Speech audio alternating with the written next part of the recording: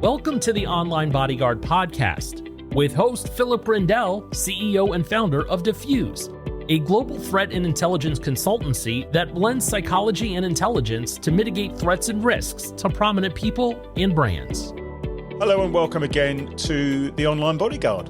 And I am delighted to introduce to you today a really good friend of mine who I only met in person, I don't know, maybe 4 or 5 months ago. But since then, we've spent a lot of time with each other's company. He invited me out to Montana, and I had all sorts of delights, which we may get onto around sort of weird breakfasts and what have you they have in America. But gravy with biscuits, what's all that about? Anyway, we'll come back to that. So Bryan Flannery. Now, Bryan has got a really, really fantastic history. So not only has he worked for the US Air Force in their security police, but he's also worked for law enforcement agencies in the US. And then a few years ago, he started his own company, Foresight Security Consulting, which is a Northwest-based national security consultancy offering clients a holistic and proactive risk mitigation solutions. They work with all sorts of different people, everything from people in the education environment, colleges, universities, houses of worship, small and large businesses, media groups, and of course, high net worth individuals. And in fact, Bryan, as I understand it, you're expanding to LA. And you've got a new member of your team joining you in August. So first and foremost, welcome, and tell us about your new exciting news. Yeah, thanks, Phil. Good to see you. Good to be on here. Fun to talk to you as always. Yeah, we're the expansion is happening. I think probably you're recognizing this, and anybody that's in the security industry is recognizing that the need has pretty significantly grown for all of us to provide the services that we provide globally since the pandemic, where it always existed. Certainly, I know that we have seen some pretty substantial need in the communities that we serve since the pandemic. So, yeah, I mean, a little more kind of background. I was very fortunate. You mentioned the law enforcement time. In 2003, I was a patrol deputy for a sheriff's office in Oregon, and got into a traumatic incident and decided that I didn't want to be on patrol anymore. I came off the road and became a school resource officer. And that's where I was very, very fortunate to find the Salem Kaiser Threat Management team. I was mentored by the likes of John Vendrell and Dave Okada and Alan Rainwater and some of the people that wrote the book on student threat assessment, quite literally wrote the book. And it changed my life. The idea that we can get in front of some of these absolutely horrific incidents and actually help people on the way to wellness in the meantime is really profound. And so every decision I made in my career since then has been to stay in that work. And then, so after some time at the sheriff's office, I did 6 years as an SRO. I ran court security operations to do physical security for the county court. I did threat management and protection for the judicial officials there that were the elected judges for the county. And then in 2012 was one of the first 2 deputy marshals sworn into the state judiciary by the Chief Justice, building their threat management program, and was responsible for executive protection for the Supreme Court and the Chief Justice for the state of Oregon, which was in and of itself an incredible experience. Being around that level of mind is pretty impressive and not lost on me. And then in 2018, I started to recognize the need, like we're talking about, this kind of ongoing need for security consultancies who have been stepping in a lot with guards and guns and those types of things, to really start stepping back and looking at the umbrella of the human behavior associated with workplace violence, mass attacks, assassinations, domestic violence, all of these things that we see, especially in America, right? We have a real problem here comparatively with mass shootings and those active assailant attackers. So in 2018, with 2 little kids and a house payment, I quit my job. I cashed out my retirement and started a company.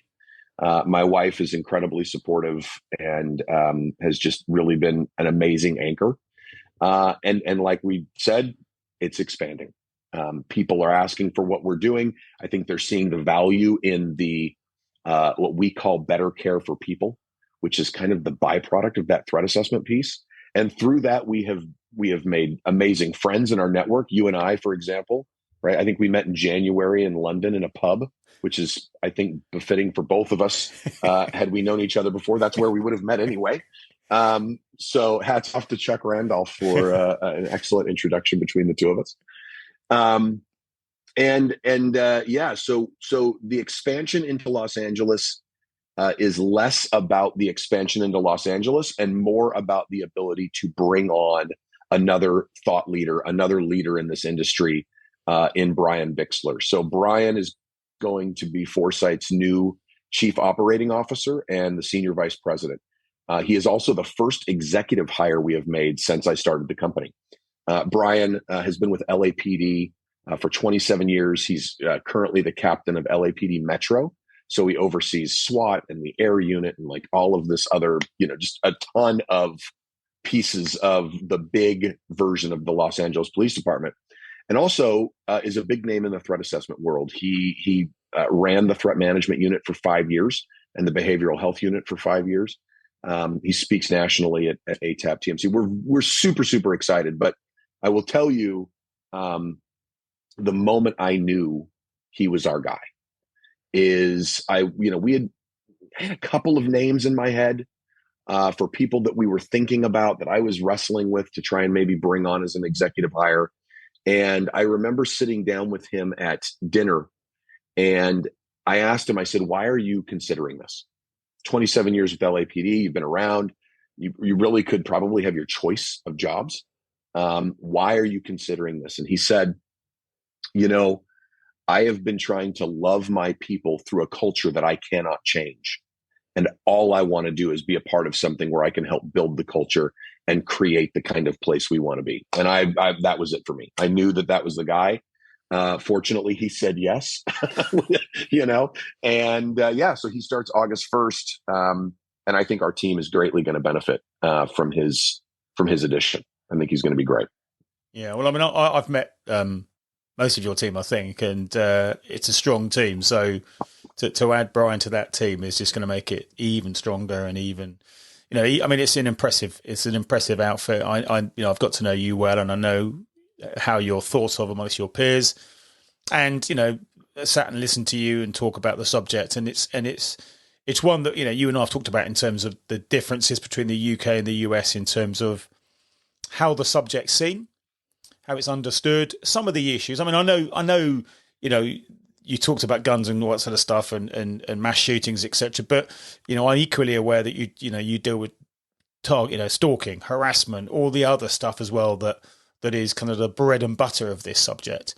Yes, I know at the more extreme end and the more serious end, you've got that side, and I know you do the armed close protection work as well. But it's all about everyday occurrences and behavioural issues and problematic people. How they choose to execute the end attack or whatever you want to call it is perhaps different, but actually the basis of it is the same in terms of we're dealing with problematic people. Yeah, I wonder if this isn't, it's a bit of a continuation of some conversations that I think have started, I think in Montana, in London, on phone calls. But I don't want to say easy. That's the wrong word, but it is better understood when I am talking to a client about preventing mass violence. They get that. Yeah. They understand that. They see it. And that's the thing they're scared of. What they don't really recognize until they've built a team is that everything you just said comes along with that and is the predominant case. We are not constantly going to be working at trying to prevent someone from doing a mass shooting. Certainly that's our end goal. But the cases that we triage with our clients every day are the lower level workplace violence, harassment, bullying, stalking, domestic violence, all of the things that are happening because every company, every church, every place we go, every grocery store is a microcosm of the society we live in. And we know that all those problems exist in society. So of course they exist there. And so I think the magic is being able to convince our clients to look beyond the fear of the active shooter, which may or may not ever occur. In fact, I think we know statistically you are way less likely to, be involved in an active shooter than you to be involved in one. And so the statistics just don't play out. But crime, violence, assault, those things do play out, and they play out with regularity, especially in the workplace. And with laws in the US that call for duty of care and workplace violence prevention, it's really, really incumbent upon the practitioners to use threat management, to use behavioral threat assessment to help our clients understand that this is so far beyond the active shooter and really does create a more psychologically safe workplace, which in turn creates a more productive workplace and goes to their central value of caring for their people. So, I can understand here we get in the door by saying, well, look, we can prevent violence. And then they start to see the value. And I think that part's really, that's the hard navigation. That's the tipping point. And I wonder, how often you're running into this in the UK or anywhere else on the globe where you don't maybe have the problems like we do. Yeah, I mean, it's a different challenge because the circumstances are so different. The conversations are different. Nobody in the UK will be worrying about their kid going off to school and there being a shooting incident at the school. And I know that statistically it's still a rare occasion in the US, but of course it hits the headlines for obvious reasons because of the emotions and what have you. But let's talk more about the benefits then of behavioural threat assessment. Why is it so effective, and what makes it this thing that you and I are so passionate about? Yeah, I love. By the way, the whole what we're passionate about thing. I think it's I'm not beyond saying that. I think we had been talking for maybe 20 minutes when we were both getting teary-eyed about the thing that we love as much as we do, which is this work. And then again, this goes back to your question. It's not because I think every day we're going out there and we're preventing mass shootings. It is because when we're paying attention to people's deviation from baseline. So for people that are listening to this that are not practitioners or like deviation from baseline, if we understand that when people are stressed out, if we understand that when people are going through a crisis in their private or personal lives, that there are these behaviors and affect that start to appear. And only the people that know us will know that we're off. Only the people that understand, they've seen us, we see them at work every day, and all of a sudden we're acting funny or different. That this system, if it's really employed properly, allows for that person, that organization to come to the person of concern and go, hey, we noticed that things are not going great. Without fear of that person, that their job's on the line or that they're going to get sued, whatever, that we actually care for these people. And if they disclose or we get that report, we're able as a group, as a multidisciplinary team, to step into that situation and really help steer these people away from these situations of concern and back to a place of wellness. And so it's, again, I learned this the hard way when I joined the Salem Kaiser Threat Management team. And Alan Rainwater, who's a Marion County mental health professional and on this team for a long time, tells this story a little better than I do because I think his perspective is better. But when I joined as a 27-year-old police officer, every time a kid did something wrong or every time a dad did something wrong, I was like, lock him up, put handcuffs on him, put him in jail. We need him to, and that was my MO. That's what I did every time we were in one of these meetings. And over the course of some time and some reps in doing behavioral threat assessment, a couple of years had gone by and we had this case and we were talking about this situation of concern and this child that was in a middle school and was having a rough time, but people were really, really concerned about his behavior. And I remember in the midst of the conversation of the team on mitigation strategy, I go, well, wait a second. Didn't we understand that one of his relatives who is an asset to us is also a mental health professional. And while they won't be able to treat them, maybe that person could find a mental health professional to help this kid navigate these situations. And you would have thought like a record had stopped and everybody just looked at me and they were like, wait a minute. Did Bryan just offer mental health counseling and help for this kid versus lock him up and throw him in jail? And it was this moment, where I had been around and watched this happen so many times and been a sponge, really been open-minded to the process. And it really started to click for me. And I saw that in my colleagues and the practitioners that were around me that were trying to train me and bring me up. But really, it's not punitive, right? If these systems cannot be punitive in nature, if they start that way, you'll never get the reports, you'll never get this stuff.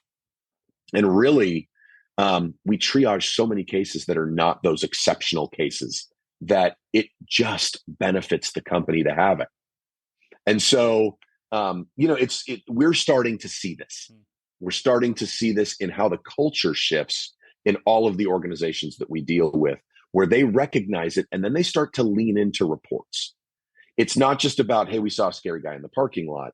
It was, hey, we saw a scary guy in the parking lot, and now we want to know a little bit more about that person. Where are they from? What are they doing? What's going on? And if we can figure that out, we might actually not only be able to keep them from coming back and being the scary guy in the parking lot, but we might also be able to, allocate some community resource that provides them an avenue by which to go live their lives. And it's really, really profound. I think it's just unbelievably impressive work that we get to do, and how fortunate are we? Even though we find ourselves sometimes banging a drum by ourselves in the loneliness of the wilderness going, no, we know what we're talking about. But once it starts to happen, people see the value, I think. Do you think the word threat in behavioural threat actually sometimes causes a problem? Because people don't always see that there's a threat. It's we got a problem, but have we got a threat? Have we got threats coming in? We haven't got threats coming in. So what do we need? A behavioural threat manager? It's a great question. And we have thought, it's funny. We did this out of necessity on our end. We still call it threat assessment. I mean, you and I are both members of the Association of Threat Assessment Professionals. I don't know that in our world, in our universe of practitioners, that those words will ever change. But I do think it's incumbent upon us as practitioners to maybe change them for our clients. And the first example of this was in a church. So we were working with a local congregation, sizable, not one of the, I'm sure you've all seen the mega churches in Texas with like in a stadium and 100,000 people. Not one of those, but a non-denominational Christian church here, and probably 1,500 people on a Sunday, 3 services, people moving through. Again, a microcosm of society. So when you're paying attention to it, you see these things happen. And we had a very, very significant incident occur where a husband and wife had been having some marital issues, and the husband was depressed. He had tried to reach out to the head pastor, which in and of itself is a conversation around essential executive or dignitary protection when you have a figurehead of an organization and the people all believe they're connected to that person, right? So that's a whole nother piece of a conversation that we could go into. But in this case, this individual had used Facebook Messenger to reach out to the pastor to say, hey, I'm having a hard time. But the head pastor is running a church. He's got a ton of staff, 1,500 people. He doesn't check these things. There are people that do that. In this case, the church that I was attending and working with, he also, that head pastor, was the chaplain for the Portland Trail Blazers NBA team. So he also had that happening. And he, very much involved with that professional basketball team. And one morning, this Sunday, it was a Friday night where the individual had sent this Facebook Messenger.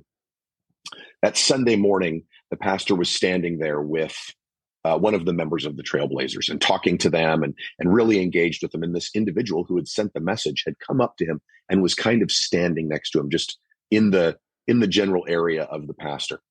And at some point, the pastor saw him, felt kind of the weirdness of this person standing there staring at him. And he turned and he said, "Oh, hey, how you doing? Great to see you." Did the thing a head pastor does.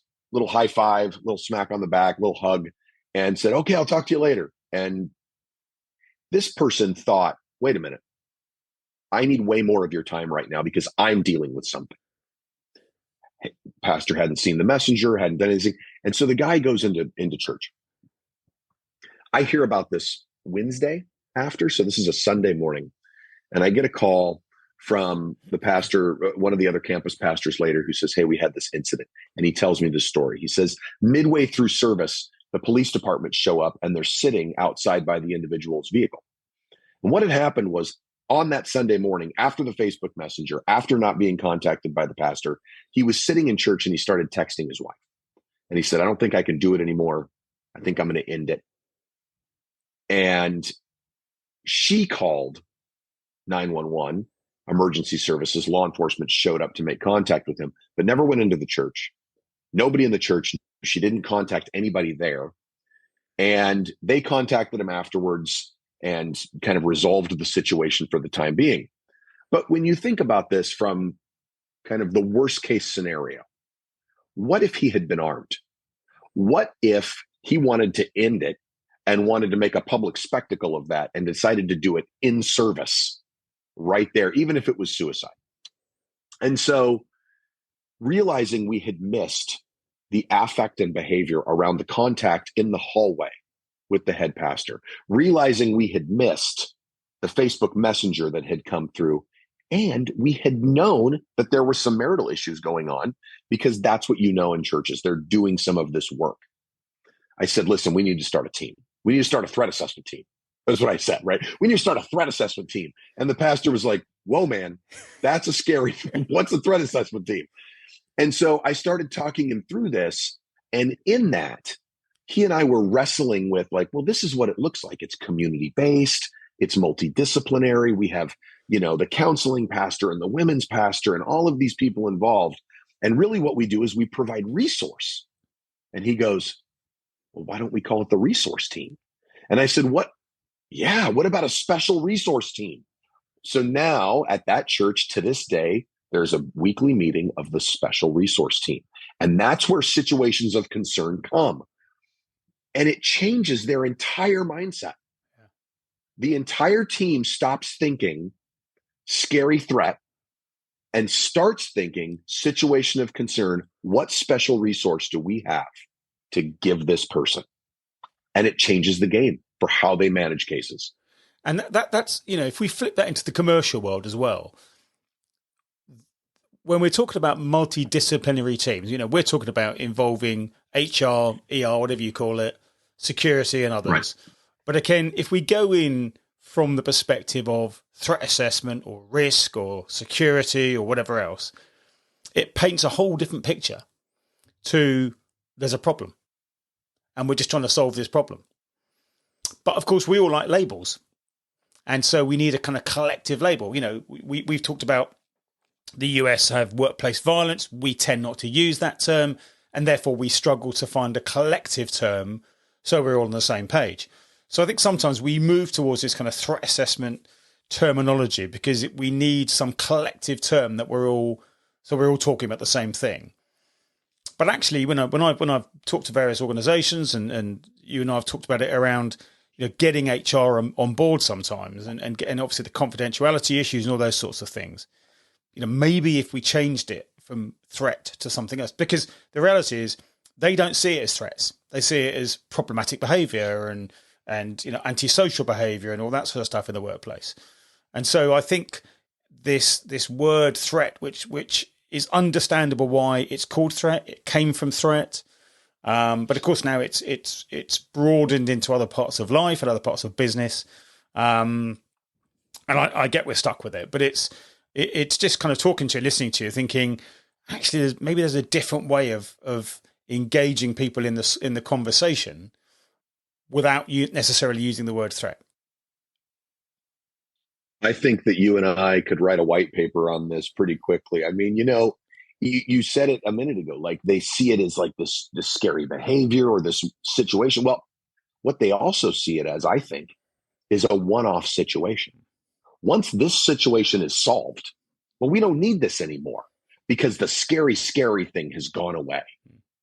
Right? We've terminated that individual and they're gone, or whatever. It doesn't mean A, that person is not still in crisis, and B, that you don't have other situations at your organization that should be something we're thinking about. And I haven't figured out how to turn it into a presentation yet, but I've got this title called Moving from Check the Box to Building Blocks. I know how corny that sounds. Oh, God, that's good, isn't it? Have you tried? Right? Have you trademarked that? Because you need to get that trademark before we go live. Okay, all right. Yeah, I will. I will. But yeah, they it's funny because in the security world in the U.S., and you'll have to tell me if this is similar.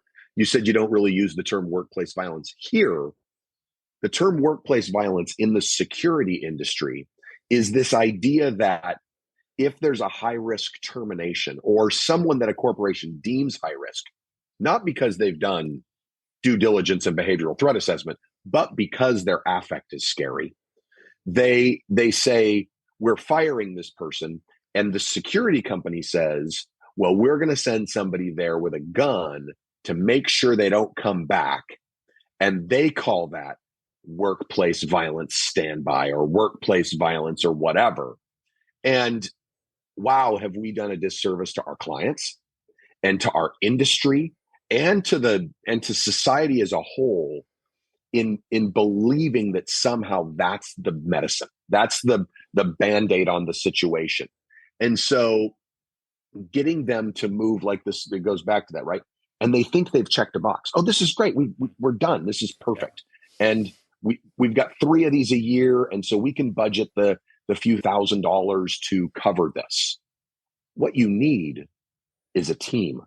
What you need is a system that's got fidelity, that is comprehensive, so that HR, legal, executive, security, safety, facilities are all working together constantly to not just make sure you have the door locked when someone gets terminated, but that when we say goodbye gracefully. I mean, certainly we have to fire people.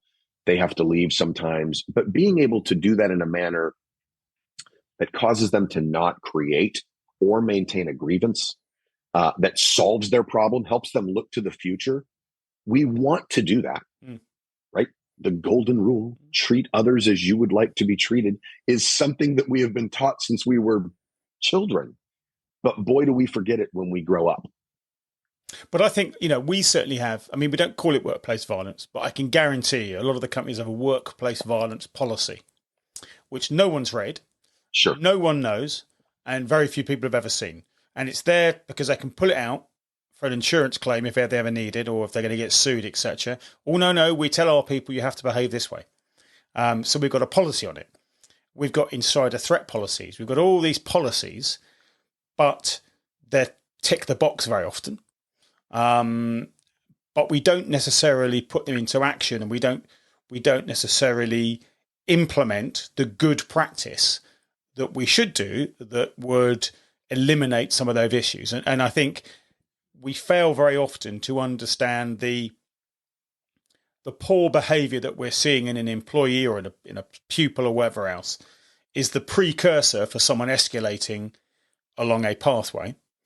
And actually, if we can intervene early, so the early identification, early intervention is when we can help that person, which is what we're trying to do. And I think that's where we need to get this, from tick the box to building the blocks. Yeah. It's, you said pathway, which is great because it's a good segue into one of my other favorites. And that was Gene Dysinger, who practitioners will know that name. Yeah. Gene's been around the threat assessment world forever and ever, and he's an amazing, amazing guy. And I recently heard him.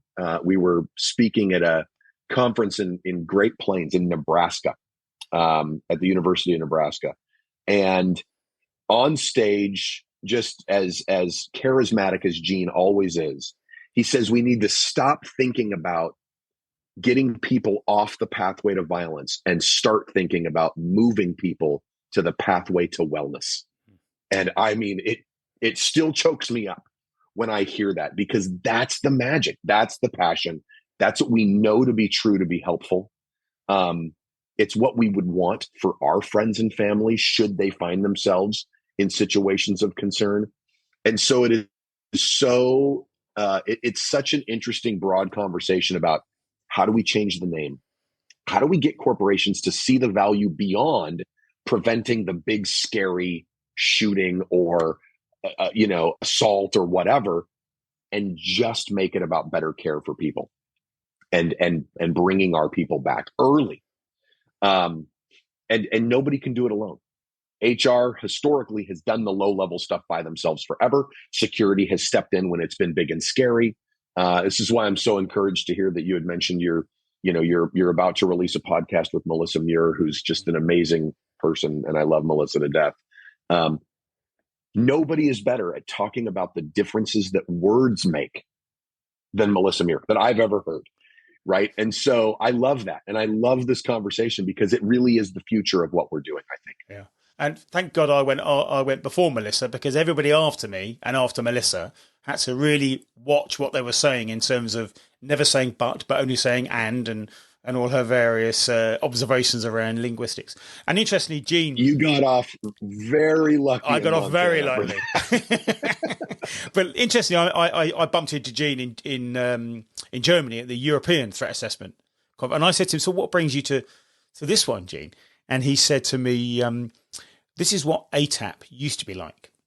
He said, "If you go to ATAP now, it's all about mass shootings and everything else." He said, "Actually, what you're talking about here, which was stalking, poor behaviour, workplace violence, all those sort of issues," he said, "that's where we started, and we've lost our way a little bit. And when you talk about the big, sexy jobs now, we don't talk about the everyday job, and that's why I love coming to this. And I know we've talked about this as well, but yeah. So I suppose one of the other issues is we know that. So the research in the UK, which I'm guessing is probably replicated, if not even worse in the US, is that somewhere in the region of 67 to 70% of incidents go unreported for a number of different reasons. We know that people don't know who to report to, what to report. They're worried about being a scapegoat, if their name comes out. So what have you learnt over this career of yours to encourage better reporting of incidents or just concerns about behavior? So that's a really interesting question. And I'm not sure that I've figured out the answer to kind of the launch. Like, I don't know that I could walk into a client and talk about the mechanisms that would cause better reporting prior to a team. But I can say that once a team exists, once training has been put out, that this thing exists, that it's for the betterment of the group, that it creates psychological safety, it changes an organization's culture enough to allow for the space to exist. So I guess what I'm saying there that's maybe confusing is that cultures and organizations are individual to that organization and important. Sometimes, and I'm not saying culture good or bad, though both of those things can be true, the culture of an organization that may already encourage reporting in specific areas of safety or leave or things like that. When you add to that culture that already exists a place where people feel psychologically safe to speak about the issues going on, you're already ahead of the game, and it's going to work really well. In the organizations where that is not true, everybody cares about safety. Everybody believes, especially in 2023, that they deserve to be safe and secure when they go to work, there's an expectation everywhere we go that the people that are running whatever place, the grocery store, the school, the mall, that they're doing all the right things to keep us safe. And so with that expectation of safety, when you say we're leaning into that as an organization, it starts to shift that culture to a place of reporting. And then what I tell everybody when they're getting ready to set up teams, don't get out over your skis and be careful and be diligent, because it's like the movie The Field of Dreams with Kevin Costner. If you build it, they will come. The second you give people a place to go with reports, you will be staffing more cases than you know what to do with. And you have to be ready to understand how you're going to triage. That gets in, again, this is a whole nother podcast, probably do 6 of these. But is there interesting point there? Is there a risk then that people think, well, I'm not sure I want to open that box? Yes, there is. That's the easiest answer is yes, because I think as a risk mitigation professional, I think we know there's really 3 ways that you can deal with risk. You can insure against it. You can actually do something about it. You can put a physical measure there. You can put a policy or procedure in place. You can do something about that risk, or you can ignore it. That's it. And once you've accepted it, you have to do something. If you ignore it, then you don't, and you just cross your fingers and hope for the best, which doesn't tend to work long-term with liability. But this is an important distinction around what do people want to know, and are they willing to put maybe the programmatic changes behind the development of something, which again goes to the building blocks of systems. And I think, I want to believe this. I don't want to say I think. I want to believe that most executives, most decision makers actually do want to see the betterment of people, the resolving of grievance, to understand where the speed bumps in their organizations are that allow them to move more efficiently. But I think not only do people not want to know, but it is very difficult to quantify. It is very difficult to say that with a team, you're going to have X amount of additional productivity. You're going to save X amount of leave. People aren't going to be absent from work. But to your point, 67%, I think you said, of incidents go unreported. How many of those people are less productive at work, take time off, are even in their airing of grievance to coworkers, causing the coworker to be less productive, or trauma, whatever it looks like? Those things are happening day to day. If we created something that allowed the reporting of those things and the resolving of some grievance and the resolving of these situations, it only stands to reason that these places would be more productive, less leave being used, and all of those things. But again, we can't still to this day pinpoint, well, it's because of behavioral threat assessment, it's because of a special resource team that this is true. But we see it in the lives of the people that we're touching through this work. You and I are. And it's, it's wider that, I mean, you've used the term psychological safety a number of times. So let's talk about that briefly, because that's something that clearly you're passionate about, because you've mentioned it, 4 or 5 times so far. So what do you mean? Yeah. What do you mean by psychological safety? So there's such a difference between physical safety and psychological safety.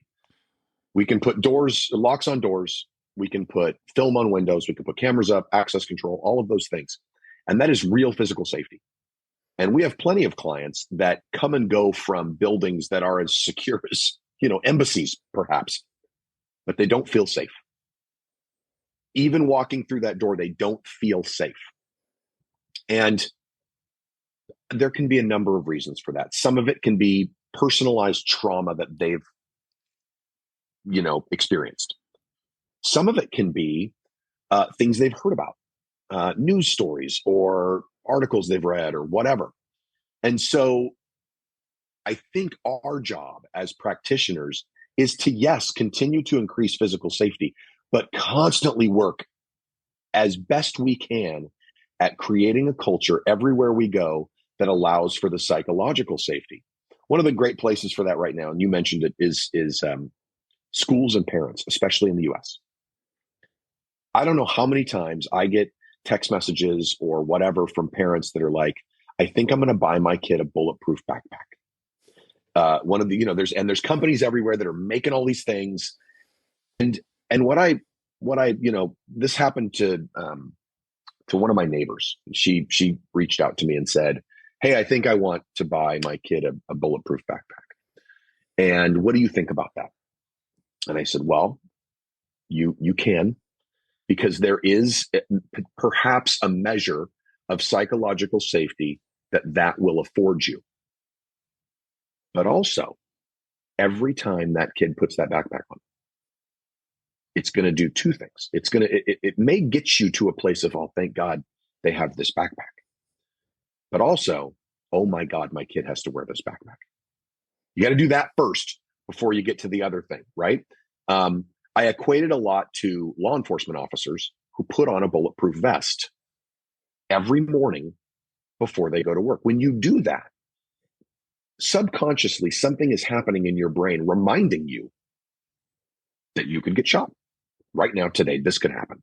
And so every time you put that on, I'm sure you've heard they talk in law enforcement about the different colors, right? White, yellow, orange, red. You go from white in your house, safe, feeling comfortable, to putting on a bulletproof vest. You're at yellow before you've said good morning to your children. The same is true here, I think. And so trying to understand that and trying to convey to people that not only can you do that, sure, that's a decision you can make. And also, at the school that we go to, there is a multidisciplinary community behavioral threat assessment team trained by the best team in the world. They're active in this stuff. And that if you tell your kid to report the behaviors of concern, it's actionable. You've given your kids a tool. When my kids went to school this year, I have a 12-year-old little girl who is in 6th grade and an 8-year-old little boy in 2nd grade. Both of them go to a school district here in Oregon where that school district has been trained by the Salem Kaiser team. They have a community-based team, and I am all about it. Like, we will continue there just because of that. But as you well know, at the beginning of the school year, in late summer, we had the shooting in Uvalde, Texas. And this was everywhere. And my kids are now old enough. They know what I do. They know the work that I'm in. They've heard that I do active shooter training sometimes for schools or whatever. And for those on, that are listening, I did air quotes in our little video with Phil and I on active shooter training. But, this was the first year I had to talk to them about it. This was the first year that I had to have a real conversation with my children about what this looks like. I've always said, well, when your teacher tells you to hide, you got to hide. And when your teacher tells you to be quiet and lock down, you got to do that. And we talk about that. But this was the first year that my daughter, who she's really, really smart, scarily, more than me, I think, probably. And it worries me because she's only 12. But she said, that face that you just made, the people did not get to see. You're like, of course she's smarter than you, Bryan. That's very nice, Phil. This is why we don't do a video. Asked me, that's why we don't do video. Yeah, I see. But I'm letting everybody know what's actually happening behind the scenes here. I tell her all this, and my daughter says, "What can I do? Like, what can I do to help make this better?" And I remember like trying to think of some, like, on the fly, right? I'm using all of my expertise and 20 years in ATAP and all of this stuff to try and say, well, if you just, and honestly, I said, baby, you need to be kind to people. You need to be aware when someone is hurting, and you need to report it. You need to tell people, I think something's wrong with John. I think that behavior's off. I think,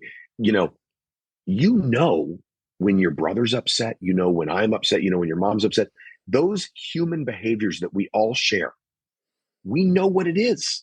We just need to not be like, well, that's his deal. He must be suffering from something, whatever, and be apathetic about it and leave it alone. We need to check in with our friends, and we need to report when something's wrong.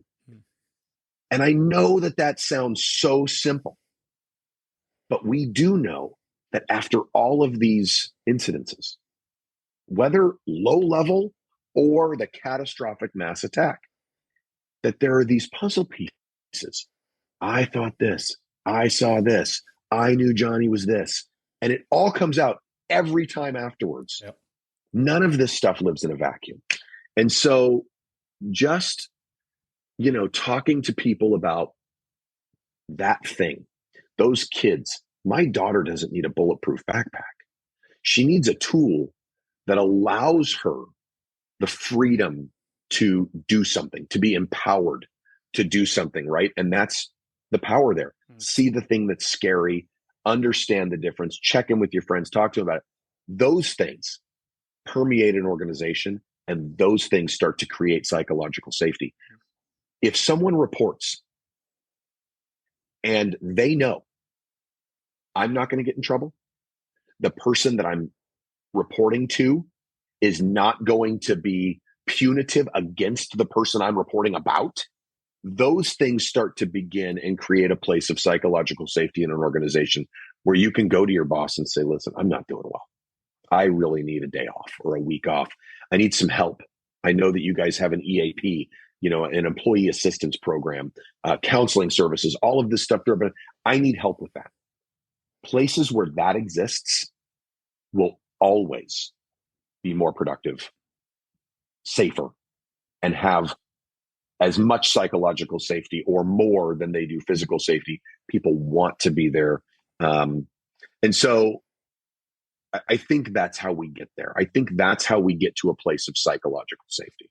That was a big roundabout answer, but you said before this I could ramble. So and because I know you do ramble, I let you get on with it. Yeah. But I guess the other thing is, we're in the age of reputation, aren't we? Reputation is everything right now. And we talk about cancel culture and all these various sort of things. But we also know that if you don't look after your staff and if you don't deal with these issues, there's a significant risk of your organization, your school, whatever it is, the organization you're part of, your church, etc., their reputation being harmed. And we know that good people will leave and go elsewhere because they don't feel safe and they don't believe you're doing anything about it. So they'll go elsewhere. And so they'll potentially talk badly about your reputation. And so, when we're talking about the business case about, why is this important as a business to deal with these things, then reputation is a key element of it because, of course, it affects the share price. It affects customers and clients and new people coming to that organization. And I wonder whether that's part of the strategy for encouraging people to think about the psychological safety, to think about why a threat assessment team is relevant or needed, or even just a threat assessment consultant. You don't need a whole team, but you might need a consultant because you're maybe not big enough for a whole team. Right. And so we have to start talking in business language rather than, sometimes human language. Is about money. At the end of the day, it's going to affect how much money you make if you don't do this. Yeah, it's really true. I never even thought about the idea that in the ether, away from your corporation or your organization, people are talking about how, they felt and how that relates to recruiting and retention. And I mean, that's a whole nother level of those things that I think as practitioners, again, we know to be true. Now, how do we convey that? How do we say it that makes it real for the recruiting office or the HR division or the executive? because it really is, it really should be, I should say. That's the other qualifier here. It really should be the change agent, not the individual consultant, not the thing, but the organization as a whole. Building this programmatic culture shift should be the change agent that allows us to start recognizing how we recruit, how we retain, how we say goodbye, how we care for the people that are there, and how we care for our clients and our visitors and all of that as well. Yeah, what an honor we have to be able to do this work, even though sometimes it feels like we might be beating our head against the same wall, saying the same things.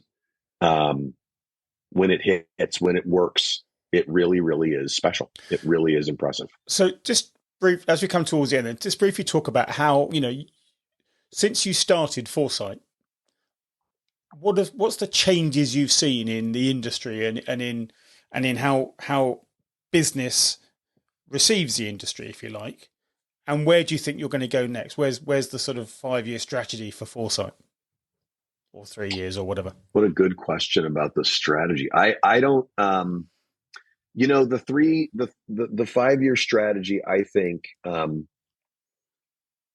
is, for me, it's about doing good work. So I don't know that it's X amount of clients or X amount of income. I think those things come when you're doing good work. So for us, it's kind of a practice what you preach model. What we want to do is create a safe place for our people. We want to create a place that allows them to do their best work and allows them to voice their displeasure or grievance when they have one, and that we work diligently internally to solve those issues, and that we constantly communicate cross-culturally. No one should be siloed in a place where we're telling other people you shouldn't have silos, right? We have to be the model by which we try to achieve this with our clients. And we're constantly working at it. It's never going to be perfect. And we always need to be working at trying to achieve that kind of cross-cultural communication. I do think the shift in the industry, and it can be amazing and it can be very scary, is that threat assessment is a buzzword. The idea that threat assessment and sometimes they don't even use the word behavior. It's just threat assessment. And I'm not sure sometimes if people are talking about walking around a building to find vulnerabilities, doing a building's threat assessment, or if we're talking about the human behavior component. But I'm just not certain that with the buzzword, with the stuff we're seeing, especially in the US and the news after these shootings occur, that there's a level of fear mongering that is occurring by groups in the industry and people in the industry and, special interest groups that are trying to achieve their goal, whatever that is. No guns, more guns, lots of people, less people, whatever. It's all fear-based. And we have to get the fear away from this and go to a place of how do we best just take care of our people? And that's really our goal. It's our number one core value at Foresight. All we want to do is provide better care for people. Through that, everything else that we want to achieve is achievable. Physical security measures, behavioral threat assessment teams, quality policies and procedures, workplace violence prevention programs, amazing networking opportunities with dear friends, across the pond and globally. That's really what we're trying to achieve. And I am hopeful that one of two things occurs in the industry. Either people recognize this is not what we do, and so we need to make sure we are partnering with the people that really do it. Or B, they then find themselves saying, I really want to do this. And rather than just saying yes to everybody for the sake of it, because gosh, we need to make the money, they learn it. They actually immerse themselves in this work. I'm hopeful that that's what happens. I'm a bit of a cynic. I think, we've hung out enough for you to know that while I have this lofty vision of better care for people and a better world, I'm a cynic. I'm still, by personality, I land on the other end. But I'm hopeful that that's what happens. And so if people want to reach out to you, Bryan, and if people want, certainly not necessarily in the US, but wherever, want to reach out to Foresight, how do they do that? Thanks for asking. Yeah.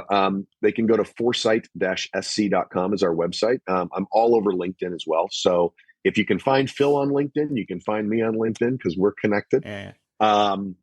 And then obviously, we have, they can email service@foresight-sc.com. And they'll be able to get a hold of us. And again, this is not just, this is not a marketing ploy here. If someone hears this and in the US and is looking for a place to go for threat knowledge or, gosh, I want to get into the industry, how do I do that? Please, please, please reach out. We are happy to help with that. We are happy to navigate and help guide people the right way, even if it's not with us. Cool. Well, I'll make sure I put all those links anyway on the show notes, so that anyone who does listen to this or download it, they've got those notes, and we'll put it on our LinkedIn when we advertise this, which will be August. But for now, Bryan, until I see you soon, which I hope is going to be very soon. Thank you. I should say we're recording this on the 4th of July, so happy Independence Day. Although, of course, you're independent from us. So I know that you miss us greatly. I know that you miss us greatly. We have so much in common, and yet we're so different. Well, listen, have a great day. I know it's true. I know it's early in the morning, so you probably haven't had a chance for a small drink yet. But have a lovely celebration today and enjoy the day. And thank you, for being a guest and a mentor and a friend. And I look forward to seeing you very soon. Thank you, Phil. I'm so grateful for our friendship, and I just think the world of you. And so I really appreciate the opportunity to chat, and I can't wait to do it again. Cheers. Thank you, Bryan. Thank you for listening to the Online Bodyguard podcast with host Philip Grindell, CEO and founder of Diffuse. Please rate, review, and subscribe on your favorite podcasting platforms.